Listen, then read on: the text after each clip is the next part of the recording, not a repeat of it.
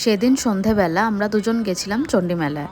এই মেলাটা পুরো জ্যৈষ্ঠ মাসটাই থাকে, মা মঙ্গলচণ্ডীর মেলা। আর আমরা যখন গেছিলাম সবে মাত্র সন্ধ্যারতি হচ্ছিল।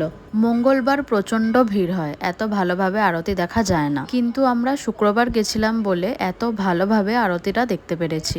আর অনেকটাই ফাঁকাও ছিল। আর আমি বিয়ের পর ঘরের বা ঘর সাজানোর কোনো জিনিস দেখলেই সেখানেই আগে যাই, সেই দোকানেই আগে যাই। কেনা হয়তো সবসময় হয় না, তবে এখান থেকে বেশ কয়েকটা জিনিস কিনেছি যেগুলো খুঁজছিলাম, আর এখানে ঠিকঠাক দামের মধ্যেই পেয়ে গেছি। একটু ঠিকঠাক দাম করে নিতে পারলে বেশ সুন্দর সুন্দর ক্রকারির জিনিস এখানে পাওয়া যাচ্ছে। তারপর কিছুক্ষণ ঘুরে খেলাম আমার ফেভারিট পাপড়ি চাট। আর এই বইয়ের দোকানটা থেকে কিনলাম একটা লক্ষ্মীর পাঁচালী। আমার কাছে একটা আছে, তবে এটা 12 মাসেরটা কিনলাম।